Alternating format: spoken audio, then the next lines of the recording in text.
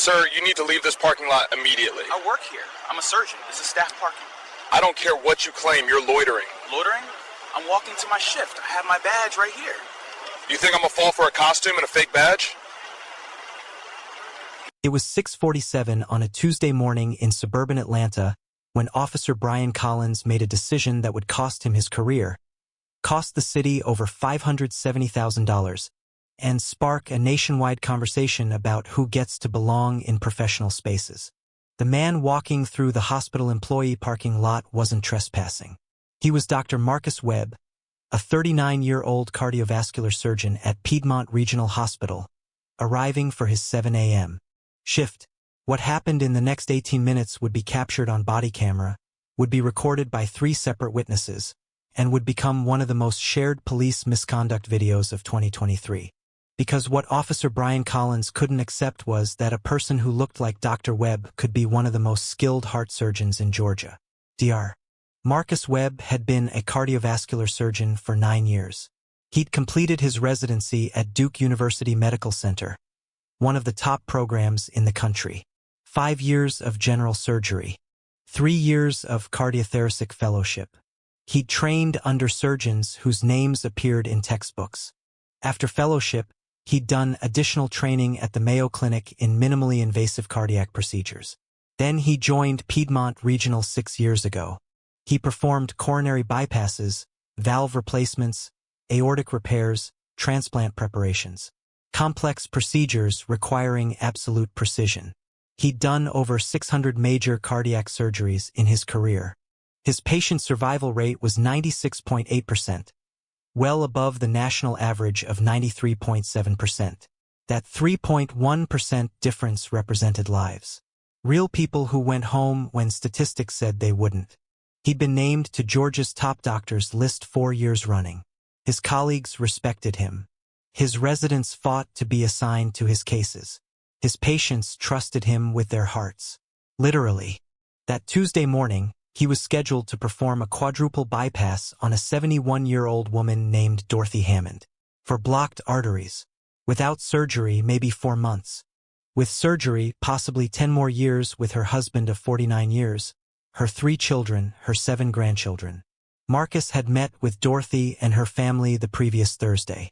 He'd explained everything, answered every question, looked her in the eye and said, "I'll take care of you." He meant it. The surgery was scheduled for 8 a.m. Marcus always arrived an hour early. Review the chart one final time. Verify the surgical suite was prepped correctly. Mentally walk through the procedure step by step. Visualization mattered. He'd learned that in residency. See the surgery before you make the first incision. He pulled into the hospital employee parking lot at 6:44 a.m. in his 8-year-old Toyota Camry. He parked in his assigned spot, E187. He grabbed his surgical bag from the passenger seat. Black leather messenger bag containing his tablet with patient files, his stethoscope, a granola bar he probably wouldn't have time to eat. He was already wearing his burgundy surgical scrubs under a black North Face jacket. March mornings in Atlanta were unpredictable. Could be 48 degrees or 68 degrees. This morning it was about 52.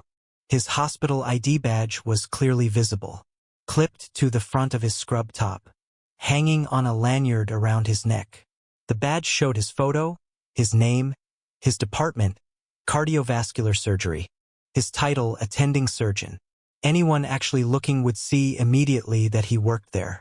He had his phone in his hand, reviewing the surgical notes one more time. Dorothy's echocardiogram results, her medication list, her allergies. He was 60 feet from the employee entrance when a police cruiser pulled up beside him. Officer Brian Collins was 34 years old. 8 years with the Atlanta Police Department. He'd grown up in North Georgia, joined the Army right after high school, served 6 years, got out and joined APD. He'd been assigned to the hospital district for the past year after spending 7 years in other parts of the city. Hospital security had complained about car break-ins. 5 incidents in the past 2 months. Someone checking car doors during shift changes. Looking for unlocked vehicles. Stealing phones, laptops, whatever was visible. Brian had been tasked with increasing patrols during shift changes.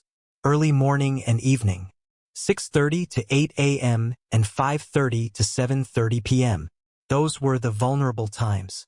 When he saw Marcus walking through the parking lot that Tuesday morning, something triggered his radar. A black man, walking alone, looking at his phone, carrying a bag. Even though Marcus was wearing scrubs, even though a hospital badge was hanging visibly from his neck, Brian's training had taught him to look for suspicious behavior. The definition was vague, subjective. It basically meant whatever seemed wrong to you. And to Brian, a black man in the parking lot at dawn seemed wrong, regardless of what he was wearing. He pulled up beside Marcus and lowered his window. His body camera was recording. The timestamp would later show 6 hours, 47 minutes, and 18 seconds. "Sir, you need to leave this parking lot immediately." Marcus looked up from his phone, surprised. He'd been walking this same route every surgical day for 6 years. Same parking spot, same path to the employee entrance, same routine. He recognized Brian vaguely. He'd seen him patrolling the hospital grounds over the past year. They'd never spoken. "I work here. I'm a surgeon. This is staff parking." Brian had heard variations of "I work here" from people who absolutely did not work there. In his experience, actual employees didn't argue. They showed their badges immediately. The fact that this guy was making excuses meant he was probably lying. Plus, Brian had been specifically told to watch for suspicious individuals. He was being vigilant. He was doing his job. "I don't care what you claim. You're loitering." Marcus's confusion turned to irritation. "Loitering? I'm walking to my shift. I have my badge right here." He gestured to the hospital ID hanging visibly on his chest. Right there, in plain view. Brian's assumption had already hardened into certainty. A black man claiming to be a surgeon. At dawn, in scrubs that could have been bought anywhere. The badge was probably fake. "You think I'm going to fall for a costume and a fake badge?" The words hung in the air. Marcus stopped moving. He stared at Brian, trying to process what he'd just heard. "Are you serious right now?" Brian got out of his patrol car. 6'1", 215 pounds. Authority and control. His hand moved to his service weapon. Not drawing it, just resting there. Posture of threat. "Turn around." Hands on the car. "Now." Marcus stared at Brian in disbelief. This was actually happening.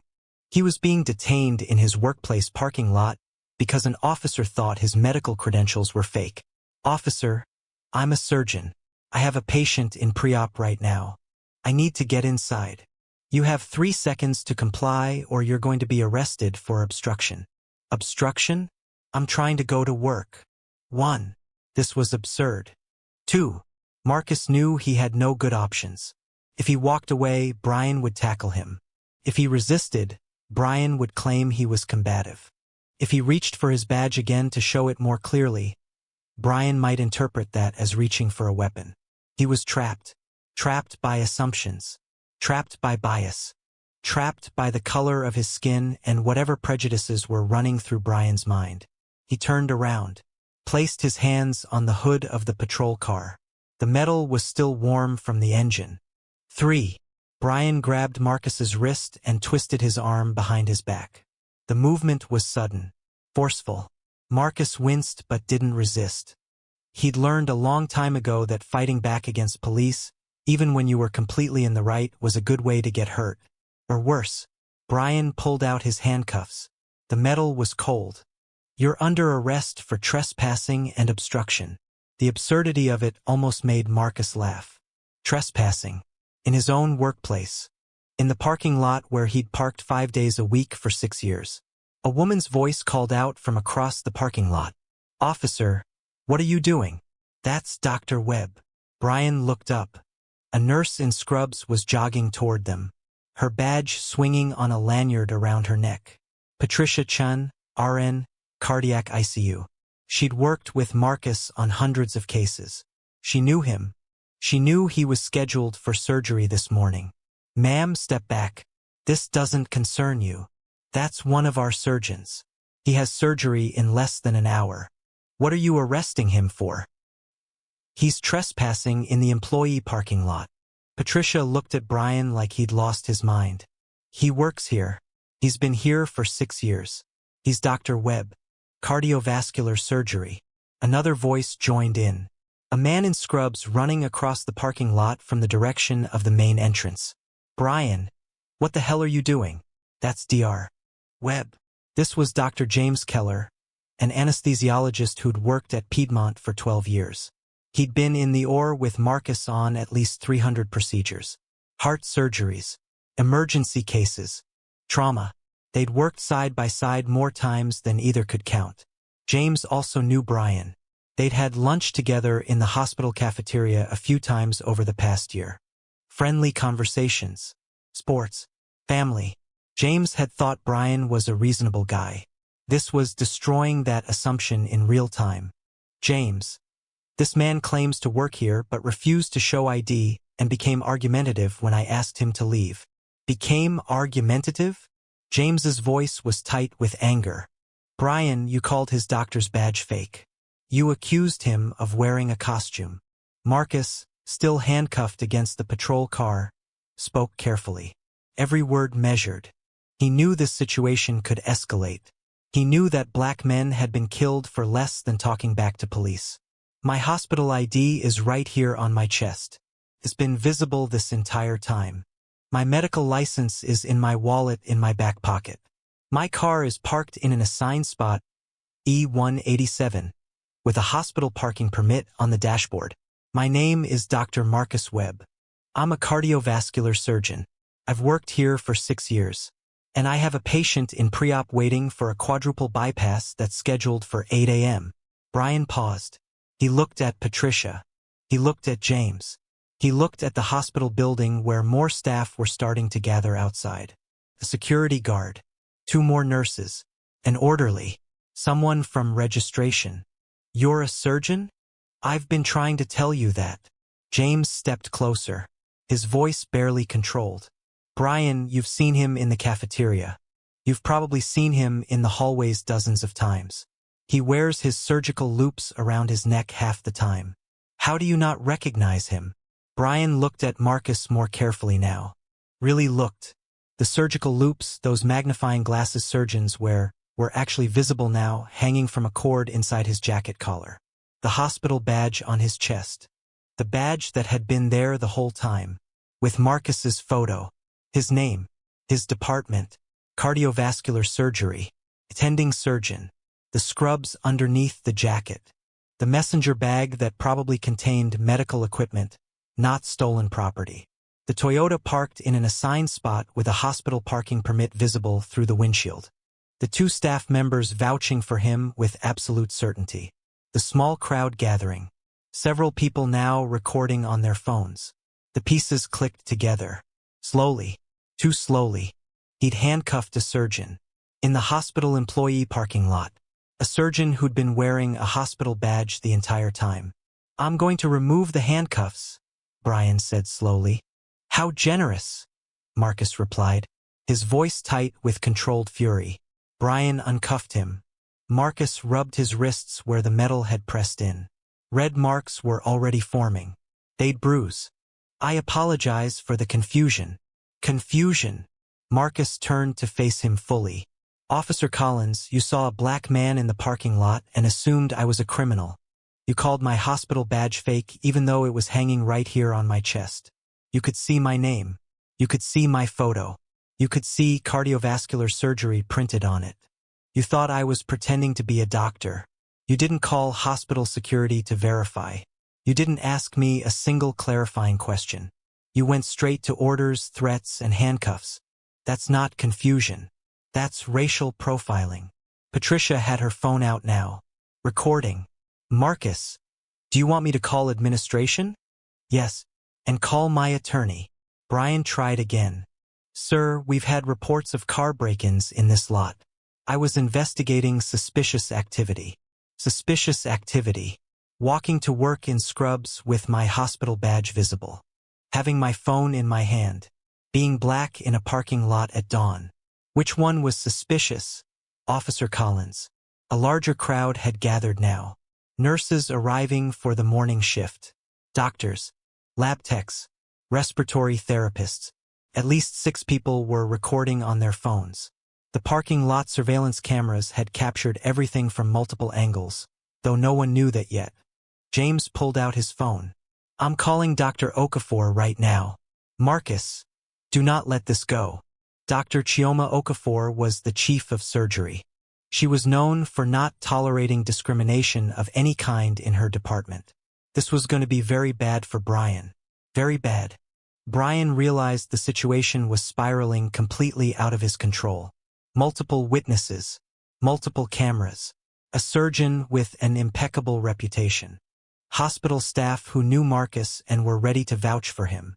All because Brian had seen a black man in a parking lot and assumed he was a criminal. "I was doing my job," Brian said weakly. "Your job is to protect people, not harass them," Marcus replied. "My badge was visible. You could have asked to see it up close. You could have called hospital security. You could have asked me literally any question to verify I work here. Instead, you went straight to ordering me around, threatening me and handcuffing me." Brian had no response. What could he say? He'd profiled someone based on appearance and assumptions. There was no defending that. He got back in his patrol car without another word and drove away. His hands were shaking on the steering wheel. He knew he'd made a catastrophic mistake. He just didn't realize yet exactly how catastrophic. Marcus went inside. 43 minutes late now. He went straight to the chief of surgery's office. Her door was open. She was at her desk reviewing surgical schedules for the week. She looked up when Marcus appeared in her doorway. "Marcus, good morning. You're cutting it close for the Hammond case. You okay?" "No. I need to tell you what just happened." He told her everything. Brian pulling up beside him. The accusations. Being called a fake. The handcuffs. Patricia and James intervening. The whole absurd, humiliating encounter in front of his colleagues. Dr. Okafor listened without interrupting. Her expression didn't change, but her jaw tightened. When Marcus finished, she was silent for a moment. Then she picked up her phone. "I'm calling the hospital president. Then I'm calling our legal department. Then I'm calling the Atlanta Police Department's chief. This is completely unacceptable." By 7:45 a.m., everyone who needed to know about the incident knew about it. By 8 a.m., the hospital president was drafting a statement. By 8:15 a.m., hospital legal was pulling surveillance footage. Marcus didn't perform the quadruple bypass that morning. He was too shaken, his hands still trembling slightly from adrenaline. His mind replaying the moment Brian's hand moved to his weapon. The cold metal of the handcuffs. The assumption in Brian's voice when he said, "Fake badge." Another surgeon, Dr. Angela Reeves, took over Dorothy Hammond's case. Angela was excellent. One of the best. Dorothy's surgery went perfectly. She was in recovery by noon. Stable. Doing well. But Marcus felt guilty that he hadn't been there. Hadn't been the one to keep his promise to Dorothy and her family. The hospital's response was immediate and comprehensive. The president released a statement by 11:30 a.m. "This morning, one of our most respected surgeons was racially profiled and handcuffed in our employee parking lot by a police officer who assumed he was a criminal despite visible hospital identification. Dr. Marcus Webb has served this hospital and this community with distinction for 6 years. What happened to him is unacceptable. We are conducting a full investigation and will take all necessary action to ensure this never happens again." The video went viral by that afternoon. Patricia's cell phone video showed everything. Brian approaching. Marcus trying to explain. Brian ordering him to the car. The handcuffs. Patricia and James running over. Marcus's calm, measured response even while detained. By evening, it had 4 million views. By the next morning, 18 million. By the end of the week, 42 million. The comments filled with stories. Black doctors sharing experiences of being mistaken for janitors. Being questioned about whether they were really doctors. Being asked by patients when the real doctor would arrive. The pattern was undeniable. The internal affairs investigation started within hours. The investigator was Sergeant Linda Monroe, a 17-year veteran who'd spent the last 6 years investigating officer misconduct. She pulled Brian's service record and found a pattern that should have been flagged years ago. Over 8 years, Brian had stopped, questioned, or detained minorities at a rate 4.3 times higher than white individuals. His reports frequently used phrases like suspicious behavior or furtive movements to justify stops that had no legitimate basis. One incident from 4 years earlier involved a black teenager walking home from a school debate tournament. Brian's report said the teen matched the description of a robbery suspect. The body camera footage showed Brian couldn't articulate what description beyond black male, dark clothing. The teen was detained for 35 minutes. His mother never filed a complaint because she didn't know she could. Another incident from 3 years ago involved a Hispanic man pulled over for suspicious driving. Brian's report said the man was driving slowly and looking at houses, consistent with casing for burglary. The body camera showed a man using GPS to find his aunt's house for a family dinner. He was detained for 28 minutes. No complaint was filed. A third incident from 2 years ago involved an Asian woman photographing buildings in downtown Atlanta. Brian's report said she was photographing critical infrastructure and refused to explain her purpose. The body camera showed an architecture student working on a class project. Brian detained her for 45 minutes and called the FBI's terrorism tip line. The FBI told Brian the woman wasn't doing anything illegal. She left Atlanta the next day and never filed a complaint. Sergeant Monroe found 14 incidents over 8 years where Brian had stopped or detained minorities with no legitimate basis. None had resulted in arrests. All had been justified with vague language about suspicious behavior. All 14 incidents involved people of color. Brian's stop rate for white individuals was 65% lower than the department average. His stop rate for minorities was 230% higher. The numbers didn't lie. Sergeant Monroe's report was 83 pages long. Her conclusion was direct. Officer Brian Collins demonstrates a clear and sustained pattern of racial profiling, pretextual stops, and bias-based policing. His detention of Dr. Webb represents the predictable outcome of years of unchecked discrimination. His conduct violates department policy, constitutional protections, and basic standards of professional policing.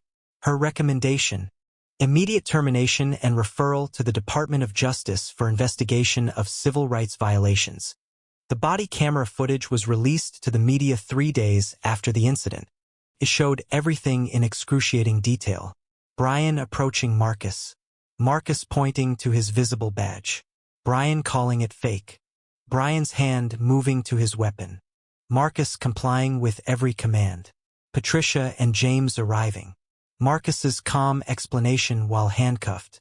The footage also showed something Brian hadn't mentioned in his initial report. Marcus's hospital badge was visible from the moment Brian pulled up. Clear. Unobstructed. Right there on his chest. There was no moment where it was hidden or unclear. Brian had seen it.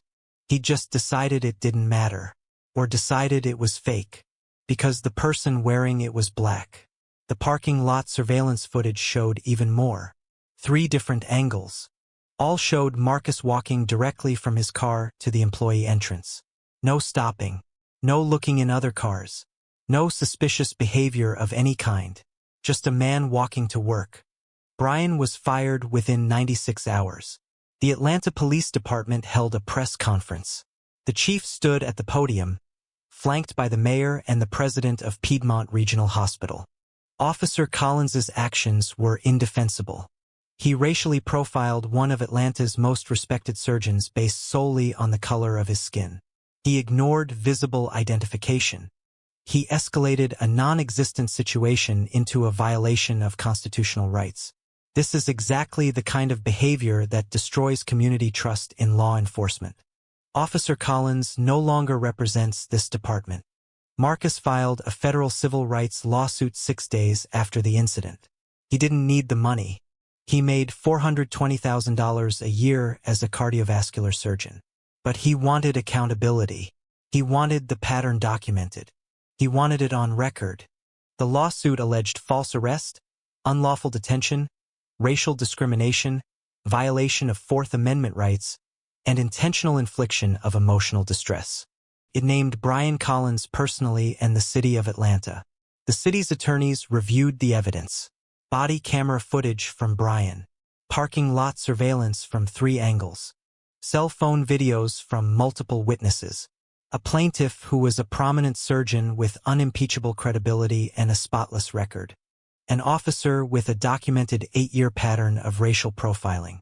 They settled in 4 weeks. $570,000. Plus reforms. The reforms went further than anything Atlanta had implemented before. Mandatory implicit bias training for all officers with annual recertification. Quarterly analysis of all stops by race with public reporting. Automatic internal affairs review for any officer whose stop rates showed racial disparities of 50% or more. Creation of a civilian review board with subpoena power and independent investigative authority. Requirement that all stops be documented with specific articulable facts. Not vague language like suspicious behavior. The settlement also required Atlanta to hire an independent auditor to review 7 years of stop data and identify officers with patterns of discriminatory policing. The audit would be made public. Officers identified with patterns would be subject to mandatory retraining or termination. The settlement required 10 years of oversight, 10 years of monitoring, 10 years of accountability. The settlement press conference was covered nationally. Marcus stood at the podium in his white doctor's coat, his hospital ID clipped to his pocket, the same badge Brian had called fake. I am a cardiovascular surgeon. I save lives. I've performed over 600 cardiac procedures. My patients trust me with their hearts. And I was handcuffed in my workplace parking lot because an officer looked at my face and decided I was a criminal. He called my hospital badge fake. He couldn't accept that someone who looks like me could actually be a doctor. He paused, looked directly at the cameras. I'm fortunate. I have resources. I have colleagues who stood up for me. I have cameras that recorded everything. But how many people experience this without those advantages? How many people has Officer Collins stopped who didn't have the ability to fight back? How many people are profiled every day by officers who never face consequences? That's why this matters. Not just for me. For everyone who doesn't have a camera. Everyone who doesn't have witnesses. Everyone who gets told their reality isn't real. The video went viral again. Marcus's statement was viewed 28 million times in the first week. The hashtag Dr. Whileblack trended for 5 days. Black physicians across the country shared their stories. Being mistaken for maintenance staff. Being questioned about their credentials by security guards in their own hospitals. Being asked by patients if a real doctor was coming. The American Medical Association released data showing black physicians reported being profiled at rates 3 times higher than white physicians. The pattern was undeniable. Brian's criminal case went differently than Marcus expected. The district attorney reviewed the evidence. Body camera footage, witness statements, the pattern in Brian's record, and declined to prosecute. The DA's statement was brief. While Officer Collins's conduct was inappropriate and violated department policy, there is insufficient evidence of criminal intent. Dr. Webb was released without formal arrest. No physical injury occurred beyond temporary restraint marks. Prosecutorial discretion dictates that criminal charges are not warranted in this case. The decision sparked immediate outrage. Thousands protested outside the DA's office, holding signs, chanting, demanding accountability. The pressure forced the DA to request a review by the Georgia Attorney General's office. The Attorney General also declined prosecution, but issued a scathing 47-page report about Brian's pattern of conduct. The report detailed every incident Sergeant Monroe had found, every pretextual stop, every vague justification, every minority detained without cause. The report concluded, Officer Collins's conduct demonstrates a sustained pattern of constitutional violations. While individual incidents may not meet the threshold for criminal prosecution, the aggregate pattern reveals systematic deprivation of civil rights. This matter has been referred to the Civil Rights Division of the U.S. Department of Justice for federal review. Brian tried to find work in law enforcement. He applied to 27 police departments across Georgia, Alabama, and Tennessee. All rejected him. His name was too well known. The video was too viral. The pattern too documented. He applied to private security companies. 18 applications. All rejected. Even security companies didn't want someone nationally known for racial profiling. He eventually found work as a night supervisor at a self-storage facility, making $18.50 an hour. His law enforcement career was over.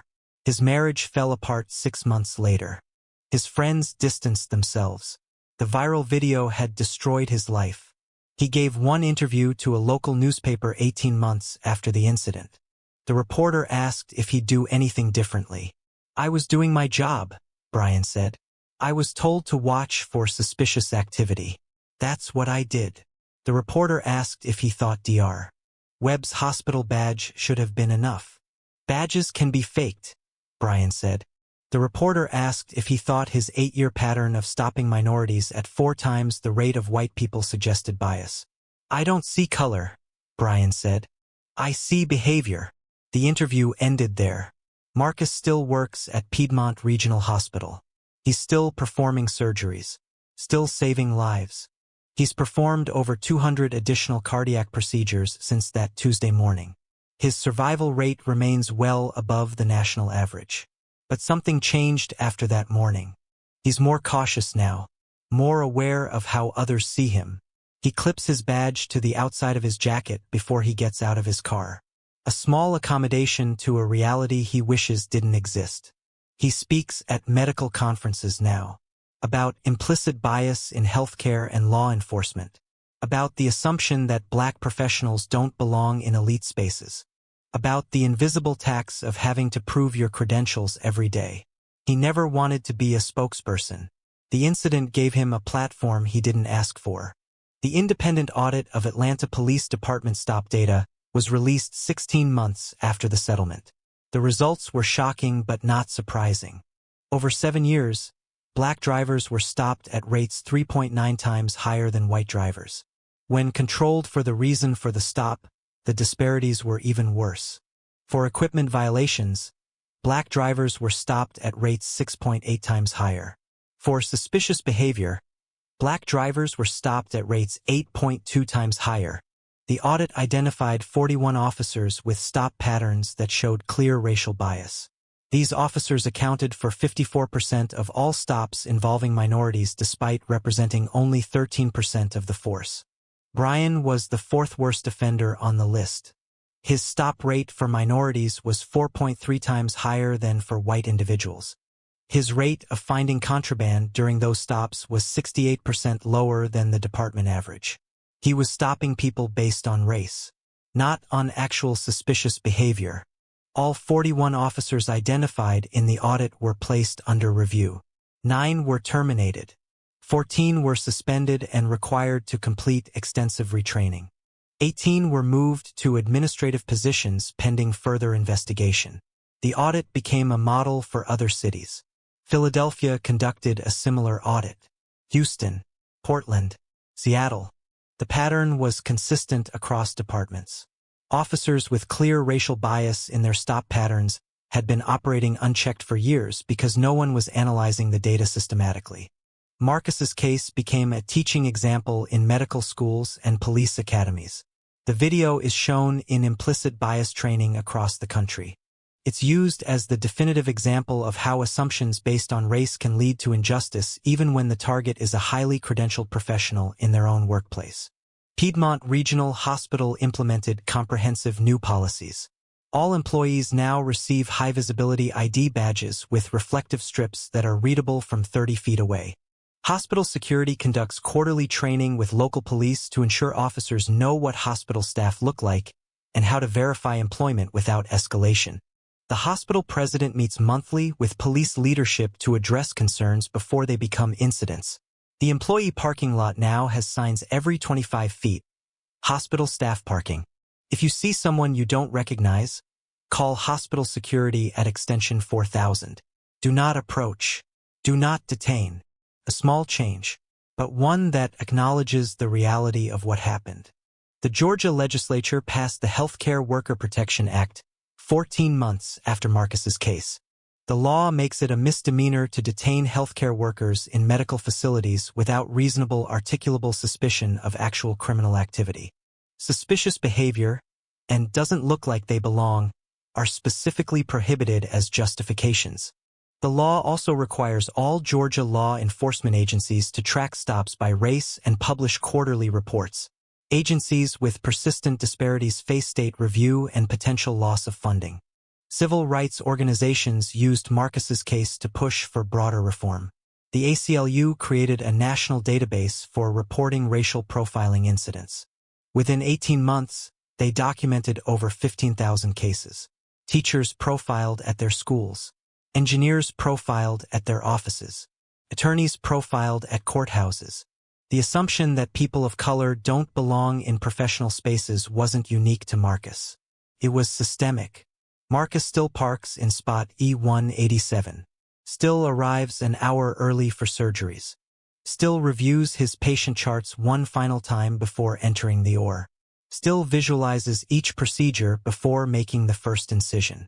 But now he makes sure his badge is visible before he gets out of his car. Makes sure his hands are visible when he walks across the parking lot.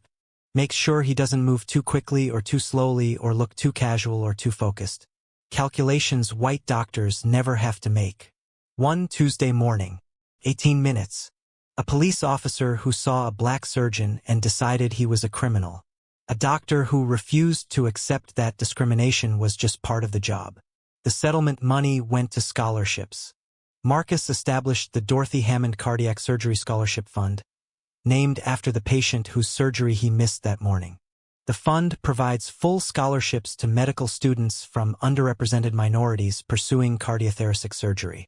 8 students have received the scholarship so far. 3 have completed residencies. 1 is in fellowship now at Marcus's own program at Piedmont Regional.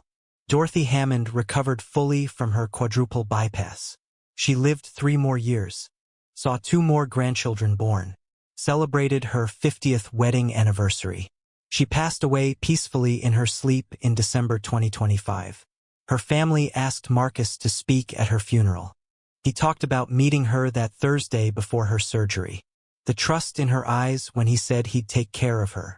The guilt he felt at not being there that Tuesday morning. The scholarship fund named in her honor. She gave me a second chance to keep my promise, Marcus said. Not just to her. To everyone who comes after. Brian Collins still works at the storage facility. He lives alone now, watches the news sometimes, sees stories about police reform, about implicit bias training, about officers fired for racial profiling. He doesn't think those stories are about him. He was just doing his job, following his training, watching for suspicious behavior. He doesn't see the pattern, doesn't see the bias. Doesn't see what everyone else sees when they watch that video. He just sees a misunderstanding that got out of hand. Marcus sees something different. He sees a system that assumed he didn't belong, that couldn't imagine a black man in scrubs could be a surgeon, that valued an officer's assumptions over visible evidence, that required him to prove his humanity, his credentials, his right to exist in a space where he'd worked for 6 years. And he sees the question that still hangs over every parking lot, every hospital corridor, every professional space in America. Who gets to belong without having to prove it?